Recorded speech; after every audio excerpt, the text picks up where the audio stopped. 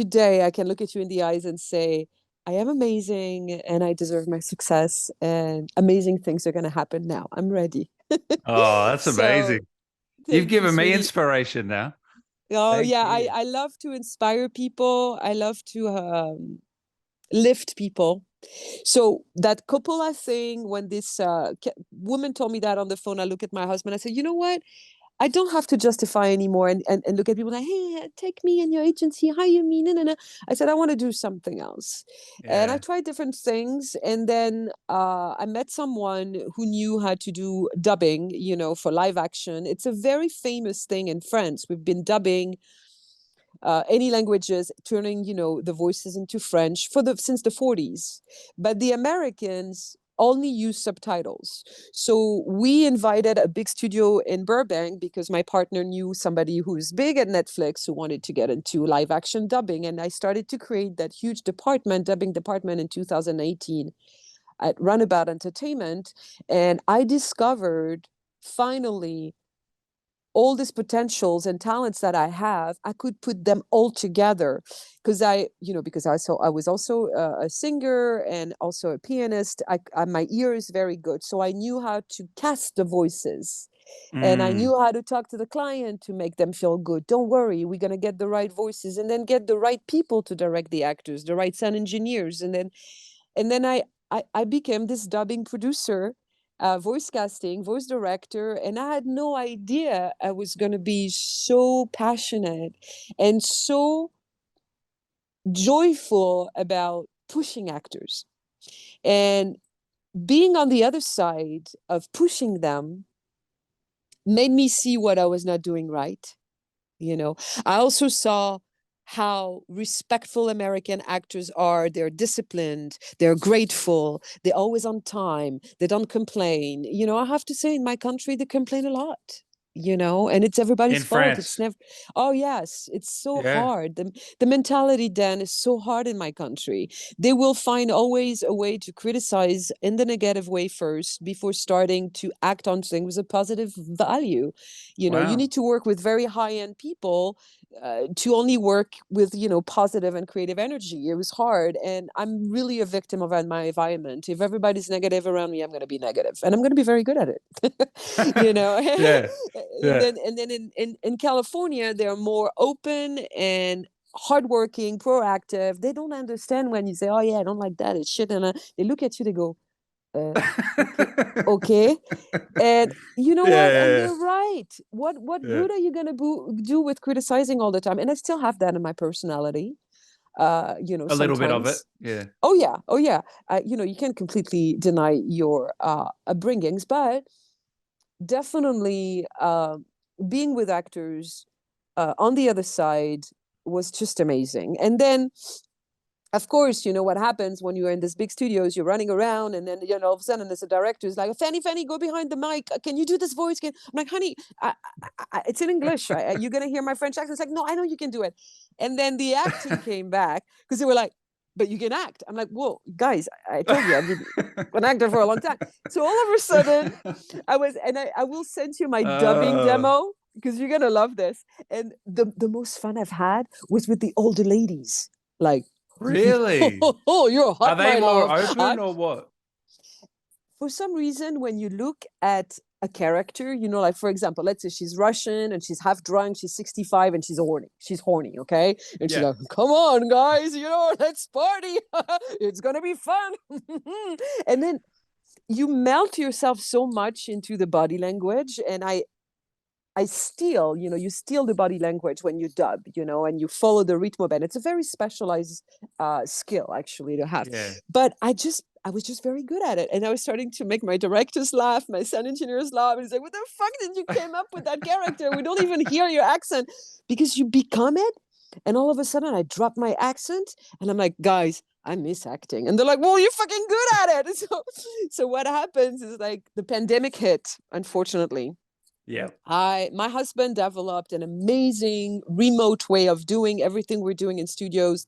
But the actor would be at home, the sound engineer at home, and the director at home. Okay. Well, we saved some projects. The studio was still getting the mixes. I was like, cool, everybody's going to be happy. We saved it. I wanted to keep everybody at work. But of course, politically, I'm no one. I'm a little independent contractor. So guess what? They didn't like that.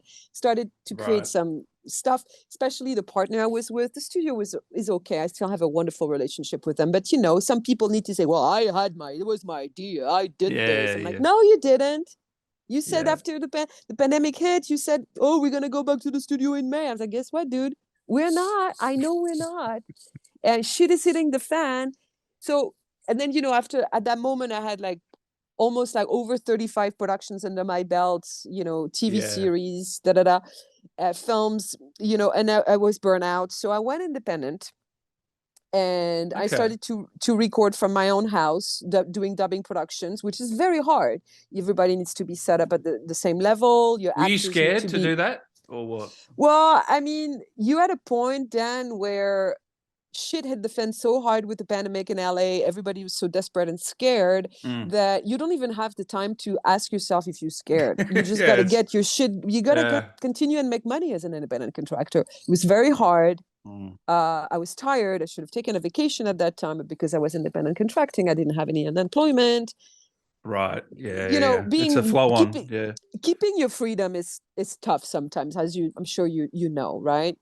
Mm-hmm. So I decided in May to move to Nevada. This is where I am right now, where I'm speaking to you from, because it's 4 hours from LA. There's not so many people fucking dying in the streets, because you have to know, in LA, so many people now are living in tents. People like you and I lost everything. They still have their computers, their phone, but they're in a tent. Okay, with Starlink, right? Mm-hmm. And it's not getting better then. Yeah, And I've I heard told my that. husband, it's so hard. And I was just like, I was telling my husband, I was like, honey, I'm too sensitive. It's too hard for me. And I love Mm. LA. I have a soft spot for LA. LA gave me opportunities, and opportunities to find myself as an artist. And so we moved here. It's only 4 hours driving distance or an Yeah. hour's flight. So I go back to LA only to direct now dubbing or to act. Okay. And I only produce from my home. So I don't go to do the crazy executive producer thing for studios in LA anymore. Not because I don't like it, but now that it's a new skill, it's a new way of making money. They want to make volume. Quality is being hurt, and that hurts me. So I would rather do one project at a time. Can we I want to jump into this. Can we go back from the start, Fannie? Because I want to know, like, you talking about your childhood. Can you talk to me like how it was growing up? Because you grew up in France? Yes. So I grew up in a very cute southwest of France, 80 miles north of Bordeaux, Yep. little medieval town. Beautiful. Like, for example, our court, our center, like when you go to do your paperwork, when you need help from the city or whatever, the city hall, thank you. It's a little castle in the middle of the city. It's beautiful, right? But this city, Angoulême, the name of it is, uh, in the past, in the history, was always a city that was attacked. Okay. And there was lots of ramparts. It's like you. This city was always protecting itself from being attacked from the north, from the south, from the east, and it created a very paranoia For ambiance. everyone? Yeah. I think it's still there. People have, first of all, small town, provincial, very gossipy, very insecure. It's wonderful to be raised there as a child, because you can walk to school. I was a child of the conservatory. So basically, I started at 6 years old. I started to learn music analysis, and then I started doing modern dancing. And then at 11 years old, I started to become a ballerina at the conservatory, National Conservatory, which is like all the exams that we get are the same one that people get at the Parisian Conservatory. So that's why it's a national one. We get all the same tests. Is it very strict? Alors, what I love about it, it's like from like 11 to 15, I was going at the conservatory Also, on Tuesday afternoons and Thursday afternoons, I wouldn't go to school, to high school. I would go to the Really? conservatory. And plus, I had also my dance classes at night. So it's not that strict. We felt more free there Yeah. because it was all my students mates were musicians, violinists. Yeah. I mean, they were like they were all playing instruments. There were only two girls being ballerinas. It was me and another girl. I was also playing piano, but I had a private teacher. I was not learning piano at the conservatory, and we had that bond. Mm. You know, Mm. uh, I was happy at the conservatory. I was not happy in high school. I felt that I was picked on a lot. I was bullied, and I felt very uncomfortable because my mom didn't dress me well. So, and my dad was making good money, but my mom had issues with money, made us basically believe that we were poor when we were not, which is a real mind fuck when you grow. Mm. And so I was at school. I was not happy. I grew up then having a kind of a provocative attitude because uh, I was not safe at my home. So I wanted attention from the outside, and when you're a Right. kid, you don't know how to do it. I was a very beautiful woman. I had an incredible body. So, it was good for me that all the guys wanted to be with me, for example. Mm. I like to spark, to fire the attention a little bit. J'étais, comme on dit en français, une allumeuse. Like I'd like that guys were looking at my butt. It was just Yeah, like I yeah, had yeah. that behavior Yep. where I I get it. needed to build self-confidence Mm. that way, which is not the right way, but this is all I knew. Yeah. And I was not uh, losing myself into debauchery and all that, but I needed definitely to know that, guys wanted me. It was important for me. Um, then what Mm. happened is that I had very, very bad falling out with my family. My mom left my dad in a very poor way for somebody else. I saw my dad crashing Mm. of tears for 6 months. I took care of him. Then he found somebody and then completely got involved. So it was a double abandonment for me. My family broke up. Then my father went to do his own thing. And really, I mean, I was pushed away from my mother a lot. So she finally got what she wanted. She pushed me away. I disappeared. I went to Paris. Wow. How old were And you then? I left after graduating high school.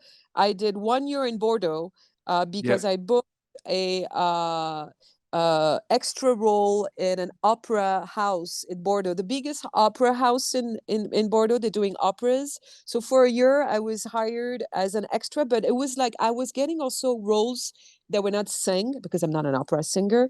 So Yeah. basically, I was Yeah. wearing those amazing period costumes from Renaissance. Oh, I yeah. worked on Don Carlo by Verdi. I did some Mozart pieces. So it was good experience. Oh, the music, Mm. the directing, the singers, the actors, opera singers are rock stars, man. They're Oh, crazy. yeah. They're They amazing. go, they go, man. They party. I don't Oh, know how do to they? do it. Really? Yeah. Oh my God. The highest level ones are the nastiest one. Oh, They wow. get they go. They're like, okay, Fannie, now you're gonna show me where we can go out and drink and dance. And I'm like, well, I Oh, mean, wow. you tomorrow you sing. I'm like, not a worry. And I mean, it was just the way it is. It's like those people there. I don't know where they get their Uh, strength, but they like to have fun. So yeah. this was amazing, but at the same time, I prepared. I wanted to try to be accepted at the Parisian Conservatory in Okay. Paris. So I prepared by myself the entrance exam, and I booked it. Actually, I got a very good grade, but I was very young. I was 19 at that time. So a member of the jury came to see me, and he said, "Look, you're amazing, but you need training." So train for 3 months, and then you try to get the second exam to enter the conservatory, right? Right. So I went to Cours Florent, which is the most praised private acting school. I Wow. did a workshop there for 3 weeks.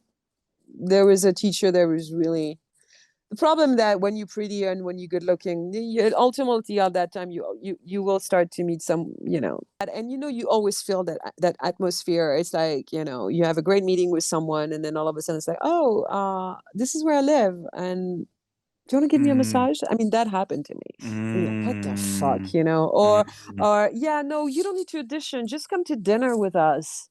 No, yeah, I mm. need to audition. You need to know if I can fucking act. Okay? It's not gonna Yeah. happen during It's a bit dinner. sad, isn't it? Yeah. Oh yeah, yeah. Then for us as women, I mean, it calmed down a little bit with the hashtag Me Too, but the hashtag Me Too also created more paranoia. But the vice and the sickness of some people, it's not because hashtag Me Too is here that those people started to work on themselves. It's like, dude, you have issues. You need to work on yourself. And hashtag Me Too made people feel a little more paranoid.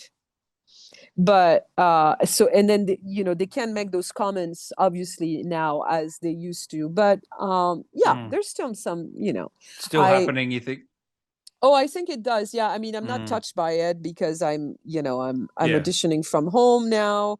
uh and I'm a big girl now. I use my big Yeah. voice like this, and I say, what do you mean by that? And then that's it. Yeah. It's like, Yeah. so, but again, I'm 50. It took me You're that. 50? Yeah, I'm My 50. gosh. So maybe you You don't look want to younger than say. me. So I have secrets though, but I Okay. will share Tell me my off secrets. air. Yeah. Yeah, I'll share you. We'll stay in touch, obviously, because we have a good feeling, and I'll give you my tricks. Okay, Good. they're Thank all you. healthy. Yeah, Thank yeah. you. Well, it keeps you going. And I heard And meditating is really good for that sort of stuff as well. meditation More is for very good. mindset, I guess. Yeah. Yeah, and to learn how to be kinder to yourself, you Mm. know, all that stuff. So to go back to Paris, I worked on it. I didn't get the second test to pass the conservatory in Paris, but I entered directly the third year of Cours Florent. I did 2 3 years. I Right. graduated. And then I had a little gig with Cédric Clapiche in Le Péril Jeune. He's a very famous French director now. And then I moved to LA in 1994. And I learned how to act in English in 1994. I spent Wow. 7 years there. I booked my first gig as an actress in Titanic. That's insane. That's So insane. What do you I, mean? I know it's Titanic. like James yeah, Cameron. Yeah. yeah, Far and out. wonderful to work with, Yeah. by the way, because a That's lot of good. people talk bad about him. Well, he's That's been good to hear. only fair and a great communicator, and yeah, I mean, it was hell. At the first quarter of the film, he was already asking for more money. The water tanks, working in water is terrible for Times. production. Yeah. Yeah. It's a It's money terrible. sink. Yeah. It's not comfortable, and for the actors, they're always wet, No. and Mm. it gets cold. You need to keep the water tanks warm, and then you need to fucking shoot. So it's very complicated. I only had 10 days there. I didn't get to film what I was casted for. I was supposed to lose it in a lifeboat and see my lover, fall off the boat. But for money reason, they're like, well, Fannie, we are raising that scene. We have to make choices. So I was lucky enough to stay in the film. You see my character being introduced. I will send you pictures. And so I still exist, and my number stayed in the credits, so I could get residuals, which, a lot of people, sometimes people stayed in Mexico, Rosarito, for 6 months of their life, and then they don't even see their hand in the film, and they were there, Isn't it so it's, insane? Yeah. yeah, it's and then you say, well, I worked in Titanic. Oh yeah, where? I didn't see your name in the credit, like, so. Yeah. Yeah. Yeah, I get yeah, it. it's tough. So that was my first little thing, and then again, I was not surrounded by the right people. My manager at that time, instead of pushing me, was more worried about her son's career than mine. So yeah, Yeah. it was tough. I didn't get what I was supposed to get at that time, again, because I didn't know how to push myself. I was here more to serve people than serving myself, because I didn't know how else to be.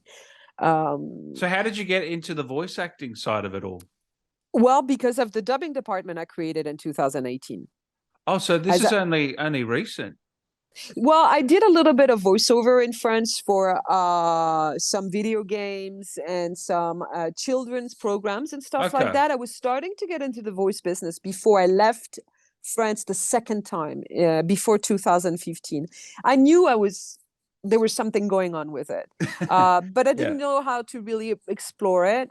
But then it came back, with the dubbing department. And I, at that time, because I was so great with actors, because the thing is that when you know what they're going through, you talk to them with empathy and they never forget about you. Because they're like, oh, but you're not like the other ones. You're not like the other casting people. You're not like the other directors. You take the time. Yeah. You know me. You take the time. We talk about personal stuff. My favorite actors, and I have a lot. I know if they lost their mother. I know if they got a surgery. I know if they're hurting for money. I know if they're not set up at home yet and I need to help them out. I know it's like knowing people more personally, your actors will help you to cast them better at the right time.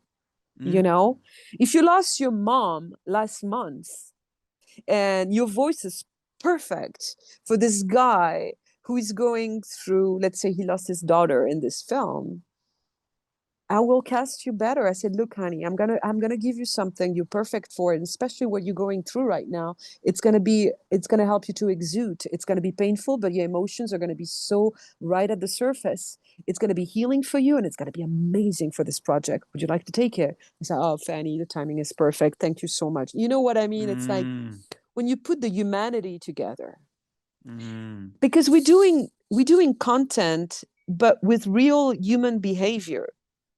So let's be real, you know? I really started to create that dynamic, and the actors started to talk about me through their agent, especially Atlas Agency, which is an agency that I want you to mention if you can in your article or whatever you're doing, because please do. they're extremely smart. So the agent, I was talking to Heather, and she's extremely serious, and she has so much empathy and care for her actors. And the first time we worked together, we had a little falling out because the actress didn't understand I needed her for 2 weeks. She told me she was in town. Actually, she wasn't. And I called Heather. I'm like, what the fuck is wrong with your actress? She said she's available, then she's not. She's like, well, she didn't understand. But the way she was defending her actress, and at the same time, the way she was talking to me, I was like talking to a lawyer. I was not talking to an agent anymore. I was like, wow, I've learned so much from that woman right now. First of all, I apologized to her. I said, I apologize. I'm starting this job, this series. It's one of my first ones. And she's like, well, you know what? It creates bond. You see how smart. So then we started to have this relationship. I only used her when I needed to go through her to find my actors, or I was finding them by myself. I ask a lot also for actors to refer their friends. You know, I like, for example, hey, Christopher, you're amazing, but do you know somebody who has a little more of a raspiness behind or something there? And you're like, because when actors refer other actors, if they, I'm sorry, I have an issue with my phone. If they refer them, it's because they are impressed by them. So so with Heather, we started to develop this relationship. One day she calls me, she's like, I don't know what you did to my actresses today, because I was auditioning to them. Like, what do you mean? You know, I'm like, they're raving about you. They love you. You're amazing. And again, I create that space where, like, I'm casting you, but I'm going to take you there, but we're going to have fun. We're collaborating. I'm not like the director who knows it all. No, I'm the actor who is also directing you. And since you're an actor too, we're going to collaborate. So we laugh. It's a collaboration. It's not like you're in charge, you're the leader. Listen to me. Yeah. And then we don't take ourselves seriously. I always remind them, I say, guys, we're not doing open heart surgery. We're just feeding stuff for Netflix, okay? We're not saving lives. We're helping people to support their shitty life when they watch Netflix at night. That's all we do, all right? We're not nurses. We're not doctors. Let's calm down. So, do you do a lot of work for Netflix? Because I know you worked on The Platform, which I love that movie. That was a great movie. Oh yeah, that one. Oh my God. Oh, you love that film? I don't know about love, but I enjoyed it. Yeah. Well, it was so Netflix was extremely tensed about it because they knew that it was going to be a hit. Oh, okay. So we're going from Spanish into American. Yeah. And for me, Dan, it's the kind of film that's very hard to watch.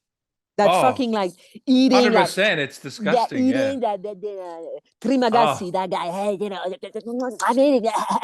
It was like, ugh, after 2 hours of that, I'm like, oh, it's too much. It's oh too much. yeah, So I had yeah. issues with my partner at that time because he absolutely wanted the role of Trimagasi, and I told him no. I said, you have a very strong French accent, and there is over 300 loops there. We're gonna hear your accent. Trimagasi doesn't have a French accent. Don't do it. He's like, yeah, I want to do it. I want to do it. Well, guess what? We recorded him. And there was the first time and the only time in my career as a dub producer where the client wrote and I said, we have to recast. We don't like that. And I'm like, I Well, you told did you. say.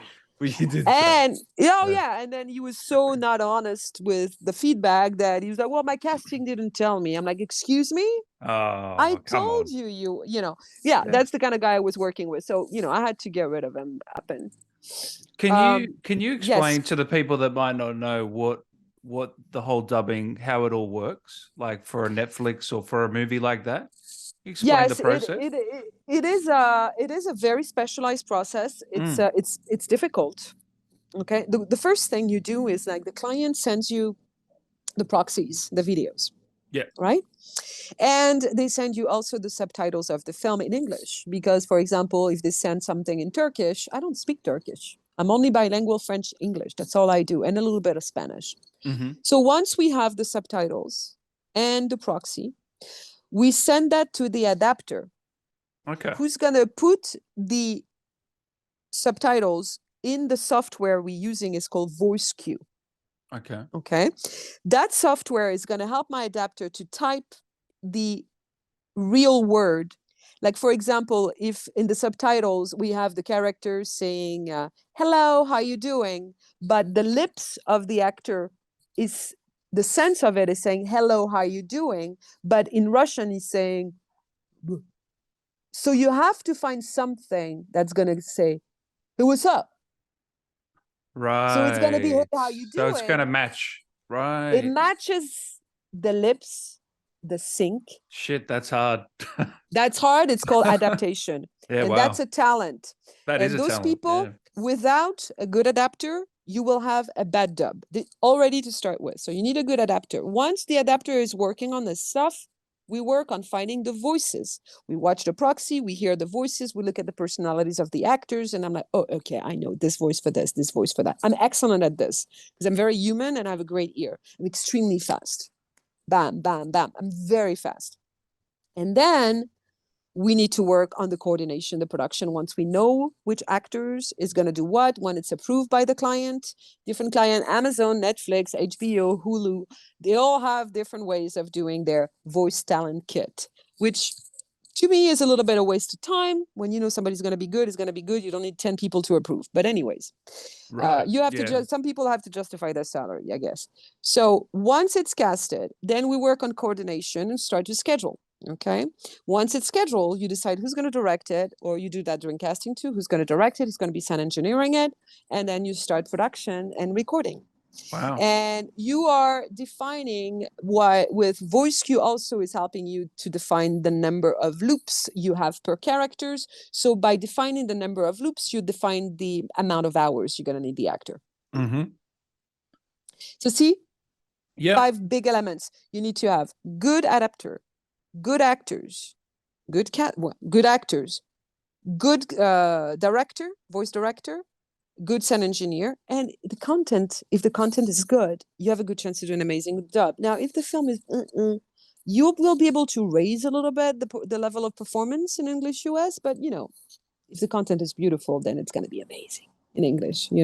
It's very hard to do 100% perfect dub. It doesn't exist because the difficulty of this movement, like for example, the Turkish, they're like right here. So feeding the lips is much harder. But the Dutch, for example, they're very much like the American. They drop the jaw, they barely articulate the mouth. So you see, it's much more different. The French also, si je parle français, si je te parle français, c'est tout dans la bouche, tu vois? So, but somebody American speaks much more relaxed. So Mm-hmm. it's complicated. Turkish is very hard, I noticed. Russian can be tough if it's very passionate in the talk. Oh, so you're not just doing Spanish and French, you're doing other Other Any dubs is languages, any right. languages into Ah, English US, as long as I have the English subtitles to give at least a base for my adapters. Okay, because my adapter, I mean, again, it's easy for me to find a French American adapter, Spanish American, English, Italian American, but go find a Turkish one or a Russian one. Much yeah, harder to yeah, find. yep, And yep. adapting is very new too. It's a new skill. So we need time to have people to train themselves Hmm. because you need to spend at least 10 hours in front of your computer a day if you want to do an adaptation. So can you So do adaptate? Is that a skill I'm guessing you know? Can you I teach know how that to or? do it. I know how to do it, but I don't Yeah, want to do it. It's not my specialty. I don't want to spend 10 hours in front of my computer on a software. It's too much yeah, for me. yeah. You I, want to I be can do it. directing. That's Directing, voice all. casting, or Yeah, acting. yeah. The adaptation, I have a lot of respect for it. I can help people to learn how to do it, but I don't do it myself for No, projects. No.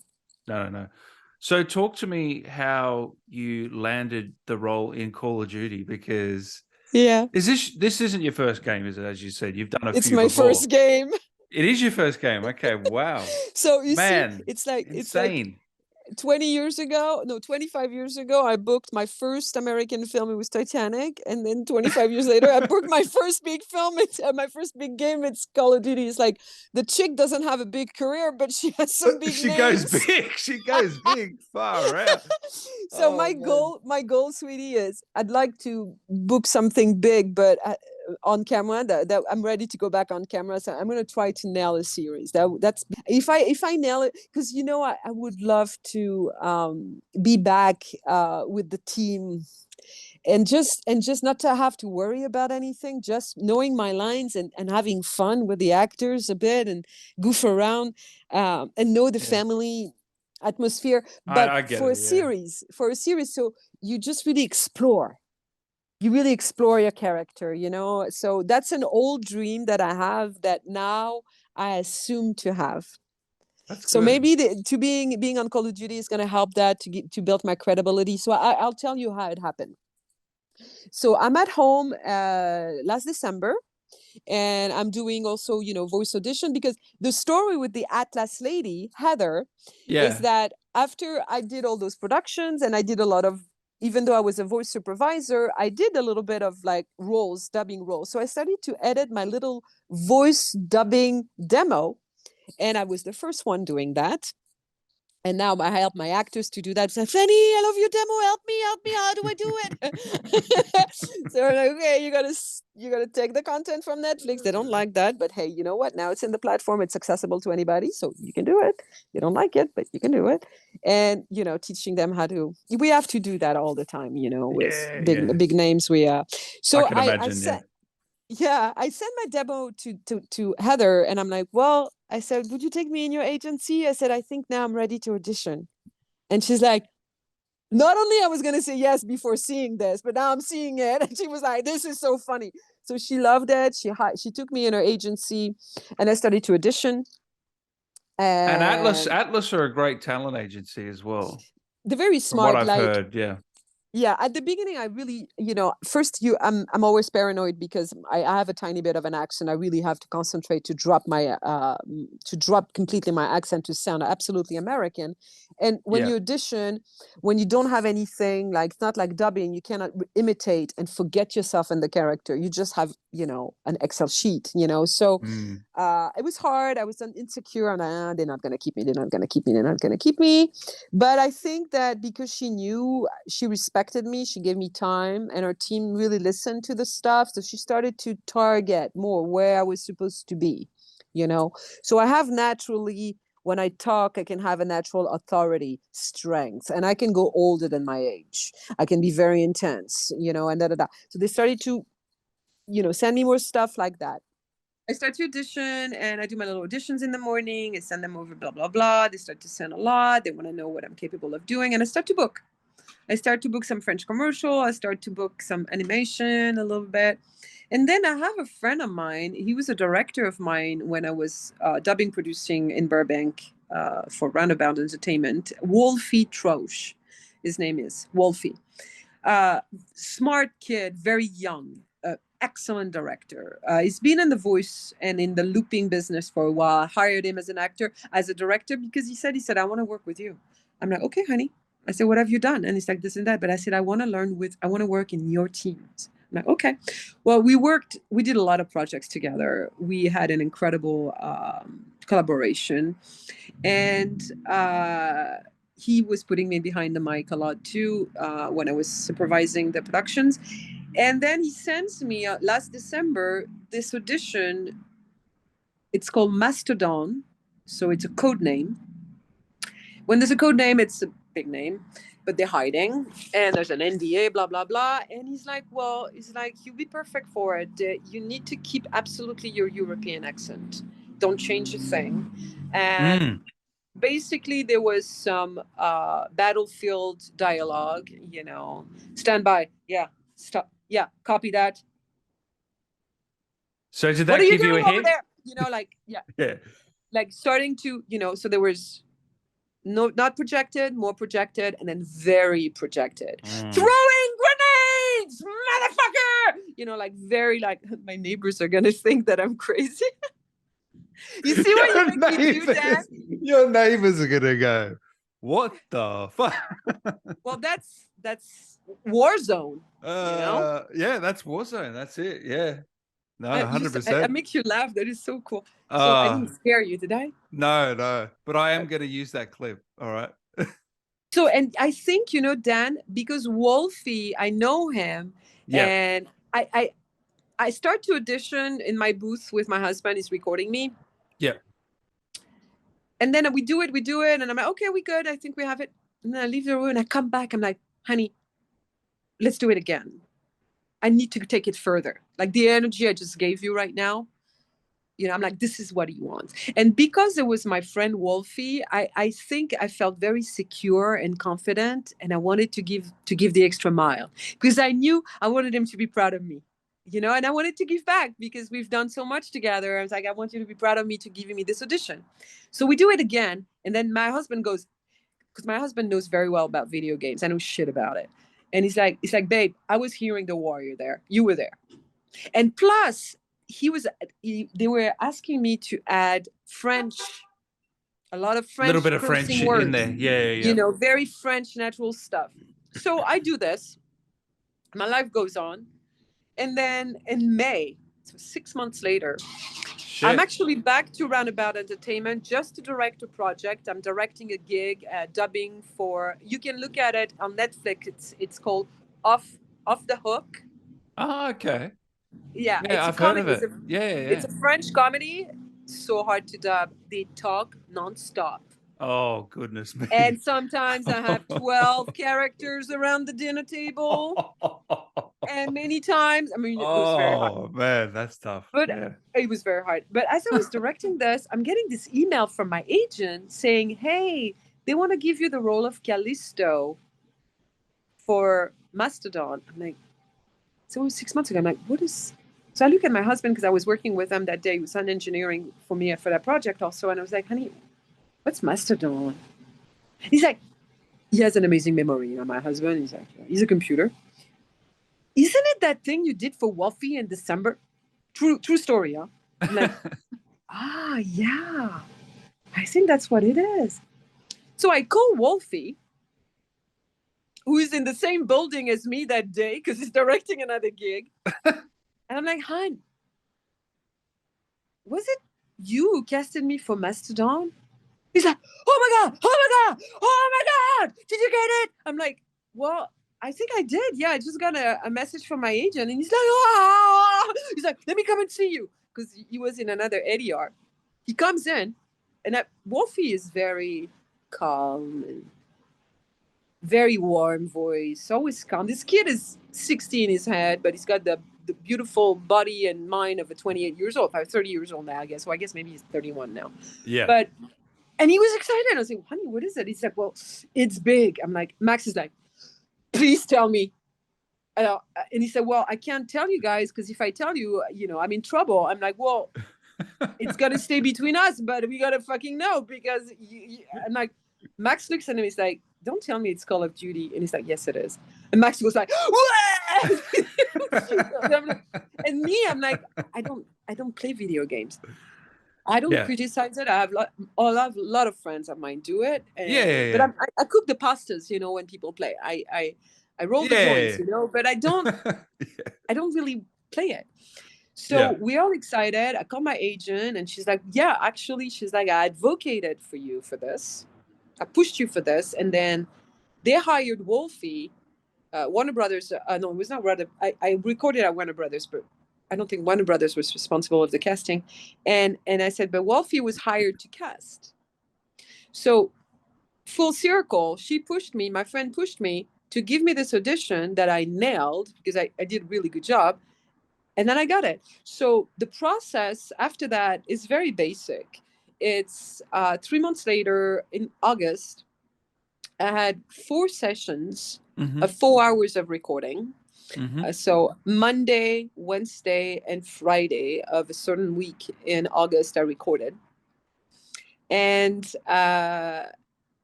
you start with the easy stuff and then more projected. And then the last 30 minutes, you really go and give, full on projection. I had 3 different directors. Really? The first session was amazing because the writer was here. Was that Brian Bloom or no? No, Eric something. Eric, okay. Such a smart guy. Yeah. I loved working with him because you see, they also had some lines written in French. And I was like, guys, I'm French, right? I'm the real deal. So can I tell you when it's not good French? Or, they're like, please, if you can help us to make it more real. So what I really enjoyed, and we always go back to the same thing, is we collaborated together. I was not like, the actress is like, I hope they're going to like me. No, it was just like, guys, we don't say that in French. We say this instead. They're like, oh, okay. So they were taking notes. I was spelling to the script. That's great. The script lady was there, lovely woman. Yeah. And then the fun part was when, for the cursing words, they wanted real stuff. So I'm like, guys, we don't say that. He said, oh, what would you say instead? I said, I would say, well, and I go like, for example, we say, putain. And they're like, oh, we like that putain. What is it? And I said, putain means whore in French, but it's the equivalent in English of fuck. Fuck this, fuck that, fuck me, fuck. So if you put putain for the French Euro people, it's really going to ring in their ears. They're going to feel at home. Every French people uses putain. Everywhere, all the time. It's like tell an American or an English-speaking person to never use the word fuck. It's not possible. Yeah. You're at least going to use it once a day, So, but that was super because I was like, wow, they trust me. We collaborating. I'm recording. And then now I see my husband play it. And I'm like, oh, baby, look, they said putain. Oh, look, baby, it's my sentence that I told them to rewrite. They did it. They kept it. So, and we did so much. So I can tell that they are, with the trust and the collaboration and the power of the performance that I gave, it's paying off. Oh, yeah. People are loving this character. I don't know if you know. No, I don't know much. Tell me. No, they're loving it. I've got a few fan questions here as well, if you don't mind asking. Of course. Answering, sorry. Button Zilly, he says, what was your favorite line and why? I love Callisto. Thank you so much. My favorite line was, well, it's very short. Okay, guys, it's like it's not that we go deep into the psychology of the character. Okay, it's very they don't give you much backstory, do they? A little bit. A little bit? Okay. A little bit. I know that she was, they say she was French, Spanish now in bios that I see. I was told that she was French, but she studied with the American military. Yeah. The interesting thing is that my best friends in Vegas are military people. We're talking special operation people. We're talking like high level. So when I told my best friend, Bob Roberts, actually, who is retired special operation, he knows stuff that he's not able to talk about within the next 50 years. Okay. The guy is like, he's my best buddy. When I told him I was in Call of Duty, he had tears. He's like, do you know how much this game kept my sanity going? Is that special for you? Yes, because to hear that? Yes, because it's not that I'm pro-war, but I have lots of respect for those soldiers that it takes so young. A lot of the time they have amazing potentials, but they come from poor education also. And the military takes them and say, okay, we're going to make you the best person you can be with that potential. And then you're going to serve us. The serving them is where I have issues, because I don't believe in all that politics and the fucked up world we live in. I don't like our system. I don't like our politics. I don't believe in anything now anymore that I read, that I see. I think everything is fake. But for example, Bob Roberts, with what he saw and what he went through as a kid, if he didn't go to military, he would have turned really bad, for sure. There's no way you can turn good with what he saw, what he went through as a kid. No way. So he's very thankful to military, and also his potential was so amazing. They feed you also so much knowledge, education wise, and when you're special operation, also you treat it more special, like you have like ability to enter decompression spaces when you come back from the war. Regular soldiers don't have that. Oh, you just have PTSD and you deal with your shit. They don't treat like that, the special operation people. There's a whole different treatment. It's all because they're special. So I have so much respect for my friend, because his mind doesn't work like the others' minds, and his generosity and what he gives now to the kids that he's helping to train also. Same thing, kids who don't have much family behind them, that don't have much good education, but they want to learn with Bob Roberts, and Bob Roberts gives them real discipline, real respect for themselves. And whether they go in the military or not, after that, they'll get something real and good for them, for their own growth. So my favorite sentence, it's hard to tell, that Callisto said, I would say, as clean as a guillotine. Oh, that's a good one. So she's doing a headshot. Oh, you do a headshot with her. If she's doing a okay. headshot, I don't your think head's gone. She's like clean as a guillotine. I like that. Oh, that's a nice one. Aruna, any tips for voice acting, and how does it feel to voice a well-known character in a massive game that's been played by over 25 million people? Did you know that? No. Yeah, Warzone has been played by 25 million people in a week. Could you? Yeah, we're gonna share. Okay, I'm gonna send you some stuff, but can you share me some articles and things you find about it? Would you do that for me? Of course. Because I'll be very honest with you. My life is changing right now in a good way, but I want to put more time right now into writing. So I have to focus on my social media, my writing, and You got a lot on your plate. Yeah. Well, I want to do more things for me now. Yeah. Good on you. Good on you. Yeah, it's time. So I don't have time to find all those articles about Call of Duty, and if you can send me some, that would be lovely. Alors, the voiceover acting world, it will only depend on the plan that you have for yourself, and the discipline that you're willing to put into. Because of the pandemic, the wonderful thing that happened is like a lot of people now work from home, and I help people to still develop that, working from home, having your booth, the competition is fierce. If you're in between 25 and 40, and if you're a woman, it's going to be much tougher. There's too many women in this world, and still less female characters. So you're going to have to give it a double push. Older people will get better chances to be casted. We need more older voices. And if you want to become a voiceover actor, define exactly what is your niche. So if you have a very young voice, if you are 25, but you sound still like a teenager, good for you.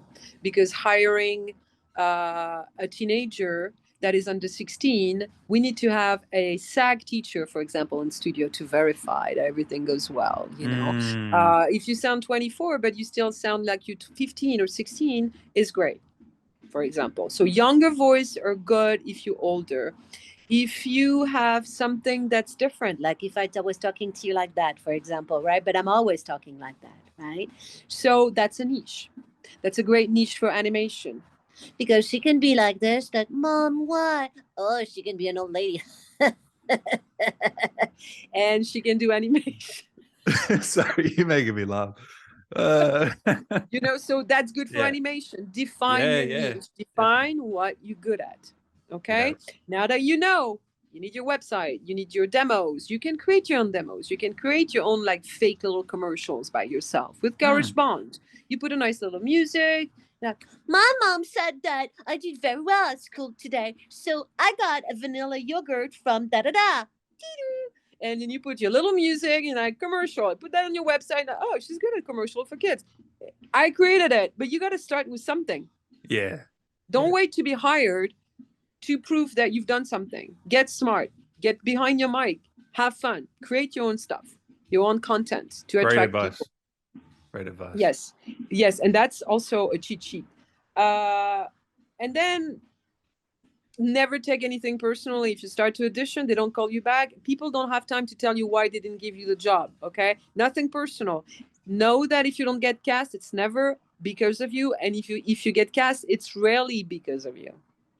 All of a Interesting. sudden, Yeah. your voice ends up being here, and it's like, oh well, that's what we were looking for. Take her because Yeah. they lost the voice they wanted. Because the Mm-hmm. voice you have is actually now better because they just did some rewrites. Da da da. It's never about you personally. You've done your audition. Forget about it. Forget about it. Just do more. Mm-hmm. Just do more. And social media. There's a lot of websites where you need to get together. Voiceover. I mean, the Google is full of like information on that. Go to Facebook and find the groups, IG groups and TikTok groups and all that bullshit that takes so much time but is necessary. Problem with Brilliant. social media, you get lost in it. It's a job nowadays. Now working on your social media, making your communication in social media. Have you ever done any mocap before? Is that something you'd look to be doing? Yeah. Fanny? I've done facial mocap, like they were putting dots in my face, Oh yeah. and I've done that with Solidanime. It was a wonderful virtual studio in Paris. Now I know a lot of actors that are doing mocap because I hire them for voice and stuff. I watch their stuff. I watch what they do because I'm an ex-dancer. I'm attracted by it. Mm. Definitely. It's very difficult. I mean, technically, I think I would be capable of it. But to be honest with you, I went back into, working my body and stuff. I need to get a little stronger physically before I could pretend to give my whole emotional and physicality also. It's very physical. I'm attracted by it, but I'm not quite ready physically. Yep. Yep. I understand that. What was the most challenging part of doing Callisto, Fanny? Would you The most say? challenging thing is this famous last 30 minutes you have where you're gonna have to scream a lot, and the directors Oh, are yeah. are paranoid because in the past there was a lot of issues with video game actors losing their voices after sessions, and when you lose your voice, you hit your vocal cords in a certain way. It will heal, but sometimes it doesn't go back entirely the right way, and it's not good for your vocal cords to lose your voice. You broke them, you hurt them. Have you had that happen to you, or were you okay? No, because I have Yeah. some technique. So Okay. the technique, I have some singing techniques. So Ah, yep. I had to watch myself. So because there was a lot of issues in the past with people losing their voice, now they're much more careful. Okay, they really try to protect the actor, but they still need you to fucking yell. So Yeah. it's about uh, pacing yourself and projecting from the stomach. And I'm Right. going to give you an example. If I go from my throat, and I'm going to say throwing grenades, okay? If I go Yeah. from my throat, I'm going to go throwing grenades. It's all here.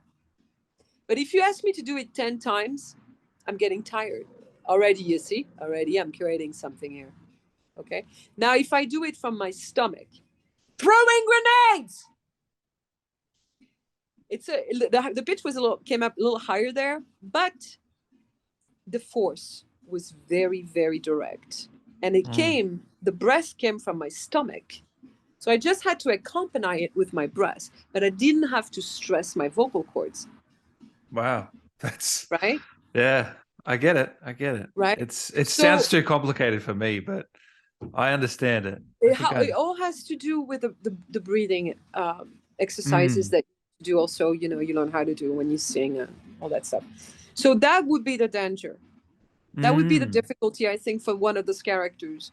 Now, the rest, it's like I was always moving in front of my mic. And you see, I'll send you the picture. I have those two little antennas, those two mics coming from my headphones. So I could move and they would stay with me, right? So I don't have to worry about where I'm going to be, but I had to keep the physicality because you're always hiding. No, yeah, copy that. Stop it. Yeah, so I have to keep that physicality. Yeah. So keeping the physicality and protecting your vocal cords when you scream, I think, are the two things that can harm your throat or your performance if you don't pay attention to those details. Amazing. Is there anything you wanted to say to the fans before I let you go, Fannie? You've been very generous with your time today. Oh, you too. Well, it's nice. It's my first interview. Oh, my pleasure. My pleasure. Is there anything you wanted to say to the Call of Duty fans in particular? I thank you so much for supporting Callisto.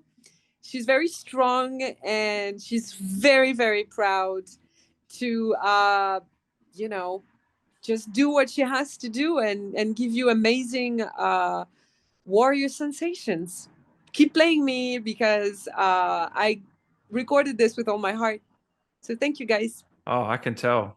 I can tell, and it's really translating around the world. So we really appreciate your time, Fannie. Can I get you, before I let you go, can I get you to say something to Dan from Callisto? Is that possible? You want what? Can Callisto say something to Dan? Is that possible? Okay. Yeah. All right, Dan. It was so nice to be with you today. I appreciate your intelligence, your humanity, and also I felt so incredibly comfortable with you. Thank you for giving me this chance. And whenever you need to talk, man, I'm your girl. Thank you, Fannie. You're welcome. I really appreciate it. Thank you so much for the time. I mean, it was a real pleasure. Real pleasure. Yeah, me too. I felt incredibly comfortable with you, and I just love to create my network with those kind of people. So I'm your girl. I know you hear from me too. Okay, my dear. Oh, good. Take care. Thank you. Big hugs, big kisses. Bye, Dan.